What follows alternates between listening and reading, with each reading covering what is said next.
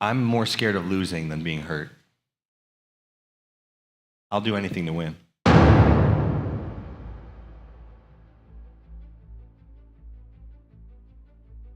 Too often, people don't want to jump in the deep end to see if they can swim, but you don't want to live your life with regret. The pain of regret will hurt so much more than any physical pain or mental pain that you'll go through. Unfortunately, too often people want to take the safe route, things that scare them they don't want to push through. But when things scare you in life, that's the sweet spot.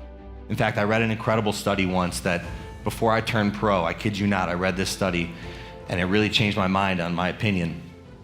They took a survey of people from all over the world, different ethnicities, different races, even different ages, all over the world. The one thing they had in common is they were all dying. Every single one of them was on their deathbed. What they all had in common is they regretted the things they didn't do more than the things they did.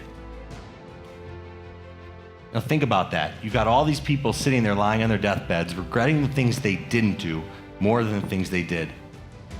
I thought to myself right then and there, I'm never gonna be one of those people.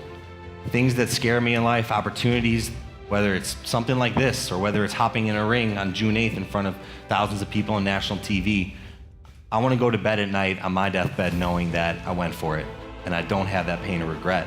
I went through periods of depression, was getting anxiety attacks. I had 2 years of my life in and out of hospitals, out of the ring, not being able to do what I love, and it was the lowest point of my life. I learned so much from that.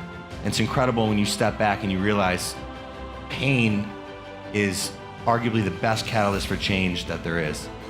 The amount of pain, physical and mental, that I went through in and out of these hospitals, not only not being able to fight, but just the normal pain, taught me so many things. The first thing it taught me was gratitude. I lived my life every single day grateful because my dream was almost taken away from me. So I would visualize these moments in my mind, and I would visualize my body healing itself. And I know it sounds crazy, but it began to heal me. It began to turn my mindset around. And I went from a why me to, okay, these are the cards that are dealt, I'm gonna play them a little bit differently. It took me a long road to get out of those hospitals, get on the right medication, get properly diagnosed, which took a good 2 years. But it taught me a lot of those incredible lessons. Especially the visualization technique that I'll get into more about what I do inside the ring and out of the ring. But at the end of the day, it came down to my mindset. And what I realized, especially now, I'm currently ranked number 3rd in the world. Everybody's talented, everybody's fast, everybody's strong. What separates you is right up here. And I think that applies in business and in life. What separates the good from the great is the mindset. And there's so many people that didn't believe I get to 20-0, but I always believed. And there were doctors that looked me in my face and told me that I would never fight again. Swear to God, and they were sitting right there when that happened. But they didn't know what was in my mind. They weren't cut from the same cloth as me. The best moments in my life have been coming through moments that scared me to death.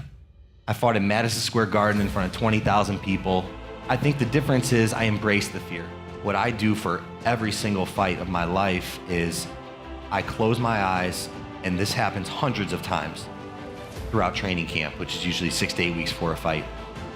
I close my eyes and I visualize what that moment is gonna feel like, what it's gonna smell like, what it's gonna sound like, what it's gonna taste like.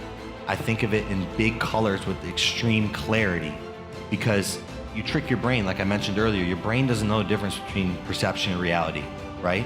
You think about this, people have heart attacks just from stress. There's physical manifestations that happen from what your mind created. Who's to say you can't do the opposite? Who's to say that your mind creates such terrible things that you can't also heal yourself and you can't also put yourself in a position where your body executes what your mind already has?